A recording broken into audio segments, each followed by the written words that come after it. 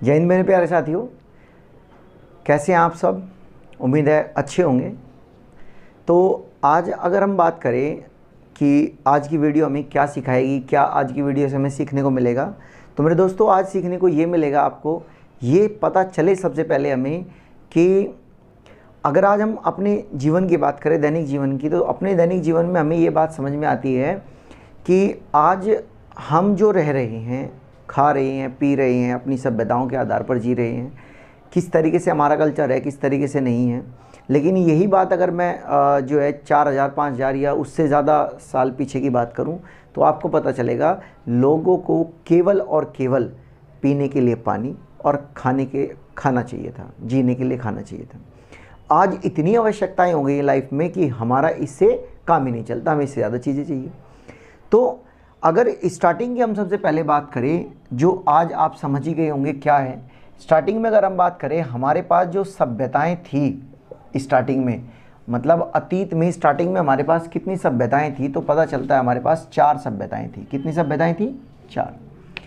और अगर इन्हीं सभ्यताओं में हम देखें तो सबसे पहले जो सभ्यता थी उसका नाम था मेसोपोटामिया। ठीक है, मेसोपोटामिया की सभ्यता। तो मेरे दोस्तों, अगर कोई आपसे ये पूछता है कि सभ्यताएं कितनी थी, पहले 4 सभ्यताएं थी मेसोपोटामिया की सभ्यता। इसी मेसोपोटामिया की सभ्यता का एक बड़ा कबीला था, जो आप कह सकते हैं डेवलप्ड कबीला था, जहाँ पर लिखना पढ़ना सब चीज़ें आती थी। उसका नाम था सुमेरियन।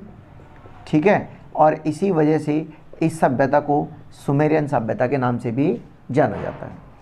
दूसरी बात अगर हम करते हैं, दूसरी बात ये है कि इसके बाद जो दूसरी सभ्यता आती है वो आती है चीन की सभ्यता। कौन सी आती है? चीन की सभ्यता। नेक्स्ट अगर हम थर्ड लेवल पर बात करें तो सबसे इसके बाद आती है मिस्र की सभ्यता। कौन सी आई? मिस्र की सभ्यता।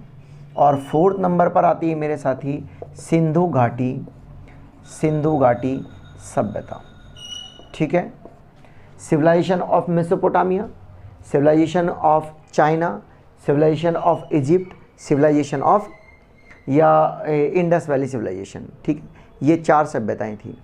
इन 4 सभ्यताओं में एक अपना अपना कल्चर है, अपना अपना रहने खाने पीने, इन सभी का एक अपना प्रोसेस है, या कह सकते हैं एक अपना स्टाइल है।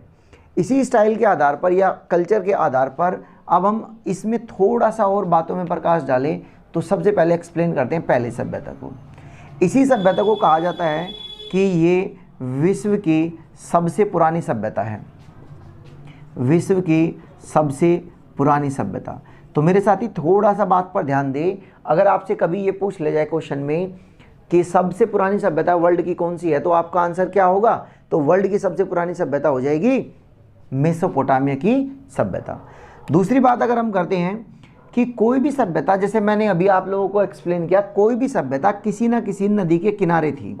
तो ये किस नदी के किनारे हैं? किस नदी के किनारे हैं? तो स्टार्टिंग में 2 नदियां थी जो कहा जाता है, एक का नाम है दजला और दूसरी का नाम है फरात। एक का नाम है दजला और एक का नाम क्या है? फरात। दजला नदी को आज किस नाम से जाना जाता है? यूफ्रेटस के नाम से जानते हैं, यूफ्रेटस। और फरात को किस नाम से जानते हैं? इसे जानते हैं टिग्रिस के नाम से। तो ये 2 इनके वर्तमान नाम हैं। इन दोनों नदियों के वर्तमान नाम क्या है? एक का नाम टिग्रिस है, एक का नाम क्या है? यूफ्रेटस है। तीसरी बात अगर हम ये करें, विश्व की सबसे पुरानी सभ्यता ये। अब देखो इसका विस्तार आपको कहाँ देखने को मिलता है, मतलब आज वर्तमान में इस सभ्यता के लोग आपको कहाँ देखने को मिलते हैं, किस एरिया में, किस क्षेत्र में आपको इस सभ्यताओं के लोग देखने को मिलते हैं। तो आप कहेंगे इस सभ्यता का जो विस्तार है, इस सभ्यता का जो विस्तार है वो कहाँ मिलता है?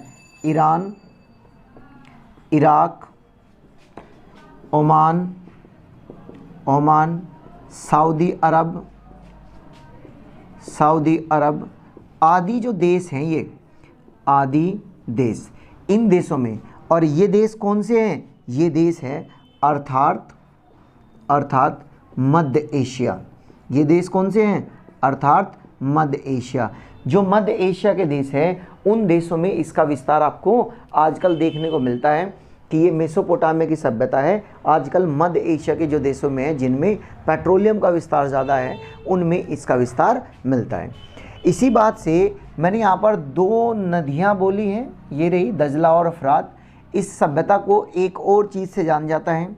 कई बार क्वेश्चन ये भी मिलता है कि कौन सी सभ्यता दो नदियों के बीच में विकसित हुई, कौन सी सभ्यता दो नदियों के बीच में विकसित होती है, तो उसका नाम भी क्या हो जाएगा, उसका नाम हो जाएगा मेसोपोटामिया की सभ्यता। तो यहाँ लिखो दो नदियों के बीच की सभ्यता, दो नदियों के बीच की सभ्यता। ठीक है, तब भी आंसर क्या देंगे, तब भी आंसर देंगे मेसोपोटामिया। थोड़ा आगे चलते हैं बात को लेकर, आगे चले तो चाइना की बात करते हैं, चीन की सभ्यता।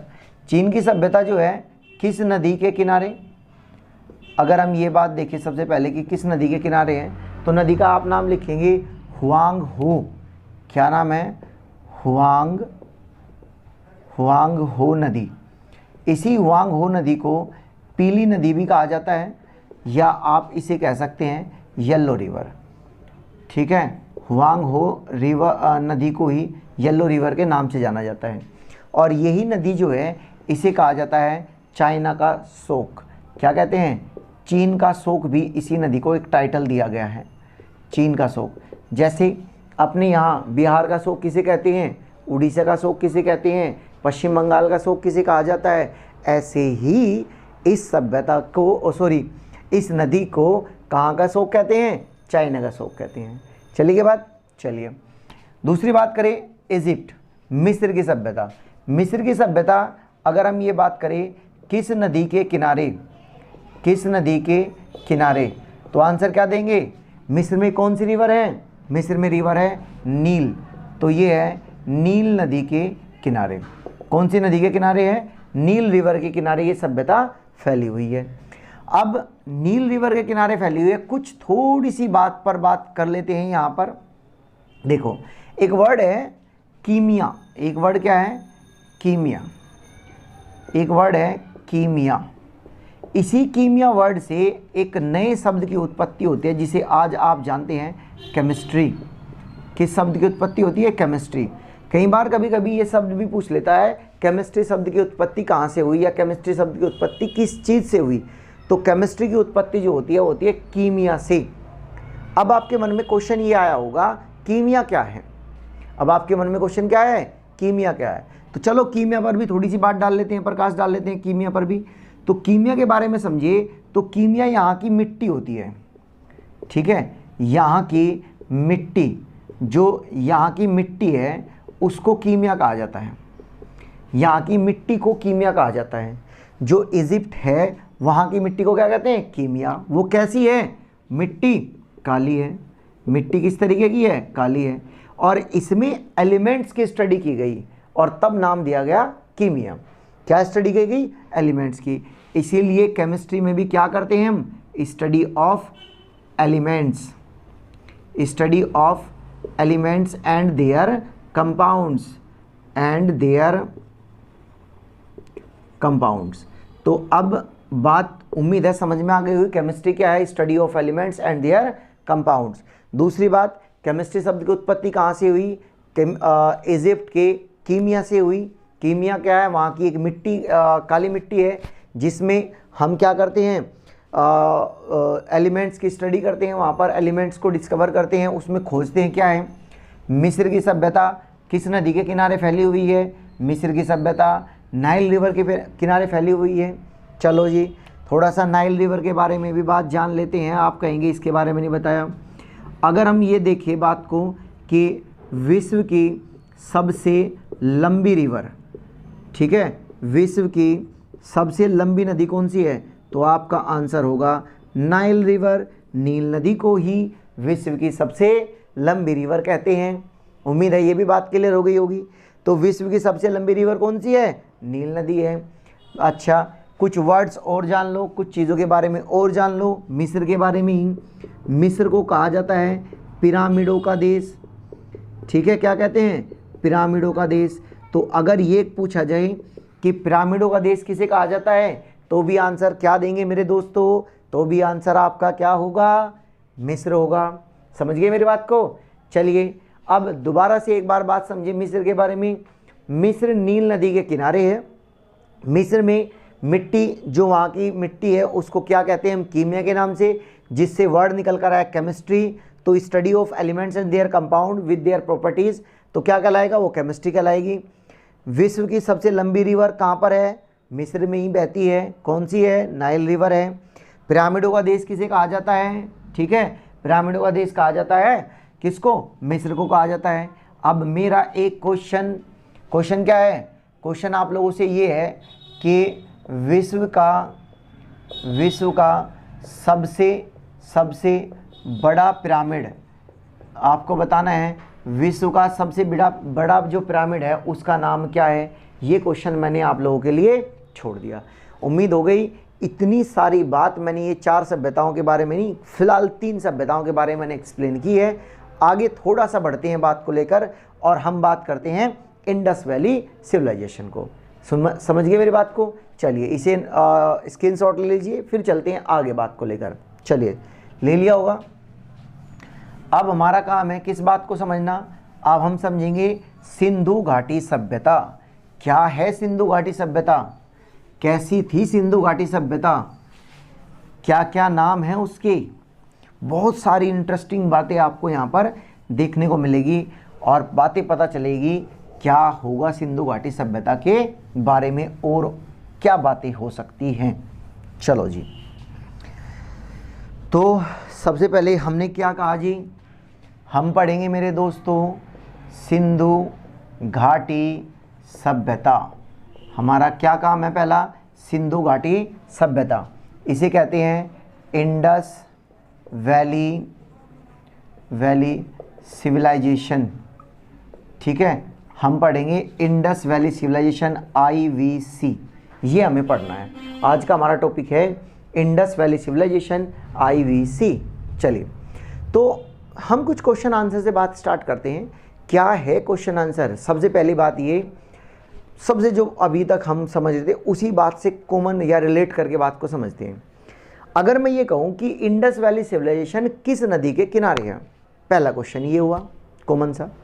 दूसरा क्वेश्चन ये है, क्योंकि एग्ज़ाम में सबसे ज़्यादा जो आता है प्राचीन इतिहास से जो बातें पूछी जाती है वो सबसे पुरानी बातों में हमारे पास इंडस वैली सिविलाइजेशन है, यहाँ से क्वेश्चन देखने को मिलता है हमें। अगर मैं इसी इंडस वैली सिविलाइजेशन में बात करूँ तो आप यहाँ देखेंगे ये आता है कि इंडस वैली सिविलाइजेशन की खोज किसने की, ये भी बात सोचने वाली है। तो यहाँ क्या है कि खोजकर्ता कौन है, खोजकर्ता, इस सभ्यता का खोजकर्ता कौन है, सबसे पहले लिखेंगे आप दयाराम साहनी। दयाराम साहनी ने इसकी खोज की थी, किस वर्ष की थी, अगर वर्ष की बात की जाए तो 1921 में की थी, ठीक है। अगर बात ये की जाए कि प्रथम नगर कौन सा खोजा गया था इसका, तो आपका आंसर होगा हड़प्पा। कौन सा खोजा गया था, हड़प्पा, जो कि वर्तमान में पाकिस्तान में पड़ता है, ठीक है। वर्तमान में कहाँ पड़ता है, पाकिस्तान में। एक बार मैं 2-4 बातें लिख दूँ, फिर मैं आपको हिस्टोरिकल बैकग्राउंड बताता हूँ। फिर उसके बाद ये कौन सा है, अगर यहाँ से बात पूछी जाए कि जी सेकंड नगर कौन सा खोजा गया, तो सेकंड नगर था मोहनजोदाड़ो, ठीक है। ये सेकंड नगर था इसका, ये भी कहाँ पर है, वर्तमान में। तो मेरे दोस्तों वर्तमान में ये भी पाकिस्तान में है। अब थोड़ी सी बात चलो हिस्टोरिकल बैकग्राउंड पे लेकर चलता हूँ मैं आपको, ताकि आप इसका हिस्टोरिकल बैकग्राउंड जानें और इन सभी पर तब आते हैं हम क्या है बात। तो बात है किस वर्ष की, तो बात है 1856 की। 1856 के दौरान जब भारत में रेल का विस्तार किया जा रहा था, लौह पथगामिनी का विस्तार किया जा रहा था, तो लौह पथगामिनी के लिए जो पथ बिछाया जा रहा था, जो पथ तैयार किया जा रहा था, रास्ता तैयार किया जा रहा था, उस रास्ता तैयार करने के लिए मेरे साथी हमें कुछ ईंट पत्थर मटेरियल की रिक्वायरमेंट थी। जब ब्रिटिश जो अधिकारी थे जिन्होंने उस रेल की पटरी को बिछाने का ठेका लिया हुआ था, जिसको आप अपनी नॉर्मल लैंग्वेज में क्या कहते हैं, ठेकेदार कहते हैं, उन्होंने भारतीय जो मजदूर लगा रखे थे काम पर, उन मजदूरों से क्या चीज़ें मंगवाई, उनसे कहा कि आप जो है लेकर आओ ईंट पत्थर कुछ लेकर आओ। वो जब ईंट पत्थर या कुछ ऐसी चीज़ों को लेने के लिए गए तो वहाँ से हमें ये यहाँ पर थी बातों में कि खोजकर्ता कौन था, दयाराम साहनी। किस वर्ष इसके इंडस वैली सिविलाइजेशन की खोज की गई, तो आपको हमने बताया अभी कि 1921 में खोज की गई थी। इसके बाद हमने देखा कि इसका प्रथम नगर कौन सा खोजा गया, हड़प्पा नगर खोजा गया था, जो कि वर्तमान में पाकिस्तान में है। उसके बाद इसका दूसरा नगर खोजा गया था मोहनजोदड़ो, जो भी वो भी पाकिस्तान में है। एक बार इसके दूसरे नगर के बारे में भी देख लो कि इस नगर के खोजकर्ता का क्या नाम था। जो ये नगर है इसका खोजकर्ता का नाम था राखल दास बनर्जी। इसके खोजकर्ता का क्या नाम है, राखल दास बनर्जी। ये तो थी बात अभी तक जो एक स्ट्रेट फॉरवर्ड या आप वन लाइनर टाइप से बात पढ़ते हैं, ये तो वो बात है। अब सबसे पहले हम उन बातों पर फोकस करते हैं, अब थोड़ा सा बैकग्राउंड जानते हैं, हिस्टोरिकल बैकग्राउंड, फिर इन दोनों बातों पर या इस पर थोड़ा और डिटेल में प्रकाश डालते हैं। पहले थोड़ी सी बात पर पीछे चलते हैं।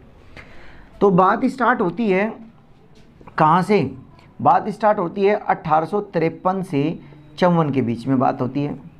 भारत में भारतीय रेल की शुरुआत हुई, ठीक है, भारतीय रेल की शुरुआत। तो भारत में भारतीय रेल की शुरुआत होती है और जिसके लिए भारत में पटरियां बिछवाई जा रही थी, ठीक है, पटरियों का विस्तार हो रहा था। तो भारत में पटरियों का विस्तार होता, भारत में पटरियों के विस्तार के लिए हम क्या काम कर रहे थे, हमें उन्हें जैसे आज आप देखते हैं वर्तमान में कि ईंट पत्थर या जो भी मटेरियल हम उसके अंदर कंक्रीट वगैरह या जो भी आजकल हम देखते हैं वो उसके नीचे डाल देते हैं ताकि वो पटरियां ठीक रहें। उसके लिए मज़दूरों को ऑर्डर दिया गया बर्टन ब्रदर्स के द्वारा। कौन थे वो, थे जॉन बर्टन। कौन थे, जॉन बर्टन ब्रदर्स थे, या बर्टन ब्रदर्स के नाम से आप समझ सकते हैं बात को। बर्टन ब्रदर्स ने ऑर्डर दिया अपने मज़दूरों को कि आप कहीं के आसपास से जो ईंट पत्थर ये चीज़ लेकर आओ, ताकि क्या हो कि जो रेल की पटरियों का विस्तार किया जा रहा है उसके नीचे हम इनको डाल सके और ये प्रॉपर तरीके से वर्क करें।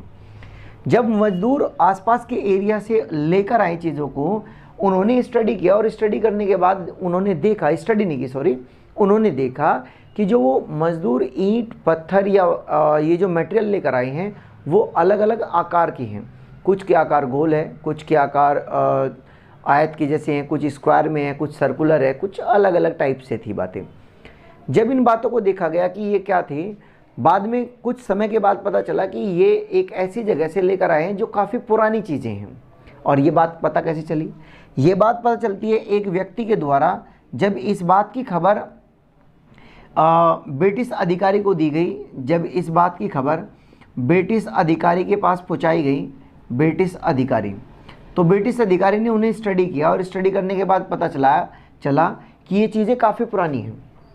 और इसके लिए जिस ब्रिटिश अधिकारी को बुलाया गया था उसका नाम था अलेक्जेंडर कनिंघम। कौन व्यक्ति थे, अलेक्जेंडर कनिंघम को बुलाया गया। और ये आप समझना बात को, ये वो व्यक्ति है अलेक्जेंडर कनिंघम जिसने भारत में पुरातत्व विभाग की नींव रखी। ये कौन व्यक्ति है, ये वो व्यक्ति है भारत के अंदर जिसने भारत में पुरातत्व विभाग की नींव रखी। इसी वजह से इस व्यक्ति को कहा जाता है भारतीय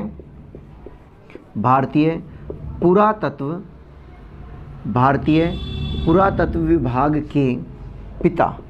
तो अगर आपसे ये कहा जाए who is the father of Indian archaeology department, तब आप क्या कहेंगे, अलेक्जेंडर कनिंघम। समय बीता, अभी तक स्टडी की जा रही है चीज़ों की। धीरे धीरे स्टडी करते हुए हम 1900 की सीरीज़ में आ जाते हैं, मतलब 1901, 1902, 1903 इस सीरीज़ में आ जाते हैं।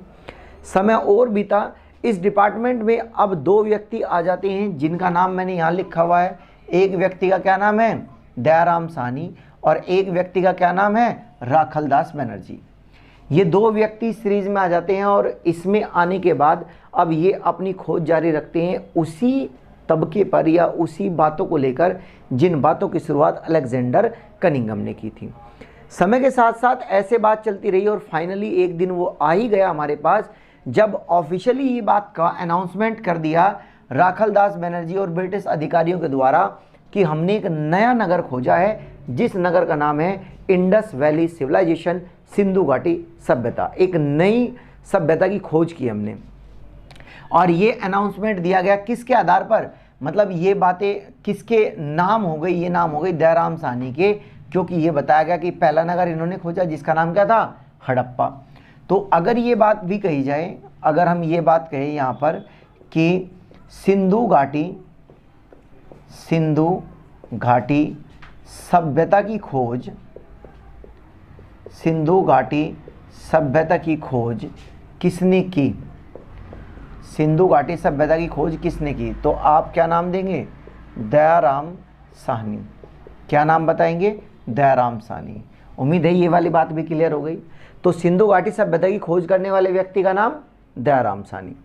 सिंधु घाटी सभ्यता की खोज किस वर्ष की गई, अगर आपसे वर्ष भी पूछ लिया जाए, जिस वर्ष पहला नगर खोजा गया था उसी वर्ष की गई।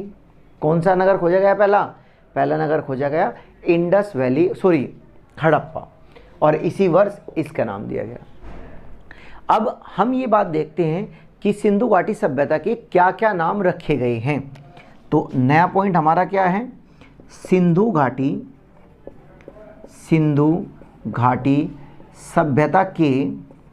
सभ्यता के अन्य नाम, सिंधु घाटी सभ्यता के अन्य नाम। पहले नाम में हम क्या याद रखेंगे, सैंधव, ठीक है। सिंधु घाटी सभ्यता को सैंधव सभ्यता के नाम से भी जाना जाता है। दूसरे नाम में हमारे पास क्या है, सरस्वती सभ्यता, ठीक है। इस सभ्यता को हम सरस्वती सभ्यता के नाम से भी जानते हैं। थर्ड नंबर पर हमारे पास क्या है कि इस सभ्यता को किस नाम से जानते हैं, थर्ड नंबर पर हमारे पास है मेहलुआ। क्या नाम है, मेहलुआ। इस सभ्यता का एक नाम और है मेहलुआ सभ्यता। उसके बाद फोर्थ पर हमारे पास क्या है, कांस्य युगीन सभ्यता। क्या है, कांस्य युगीन सभ्यता, ब्रोंज एरा सिविलाइजेशन, एक ही हमारे पास नाम। उसके बाद अब हमारे पास नाम क्या है, इसको पांचवें नाम से किस नाम से जाना जाता है, इसको कहा जाता है पहला नगर जो खोजा गया था हड़प्पा सभ्यता। इस सभ्यता को पहले खोजे गए नगर के नाम से भी जाना जाता है। तो अब हमारे पास कितने नाम हो गए हैं इस सभ्यता के, हमारे पास कितने नाम हो गए हैं, 5 नाम हो गए। और भी नाम है लेकिन हमारे कुछ काम के हैं नहीं, एग्जाम में देखने को बहुत कम मिलते हैं। सैंधव सभ्यता, सिंधु घाटी सभ्यता, मेरे साथ बोलते चलें बात को। सरस्वती सभ्यता किसे कहते हैं, ये भी सिंधु घाटी सभ्यता का नाम है। मेलवा सभ्यता किसे कहा जाता है, ये भी सिंधु घाटी सभ्यता को कहा जाता है। कांस्य युगीन सभ्यता किसे कहा जाता है, ये भी सिंधु घाटी सभ्यता को कहा जाता है।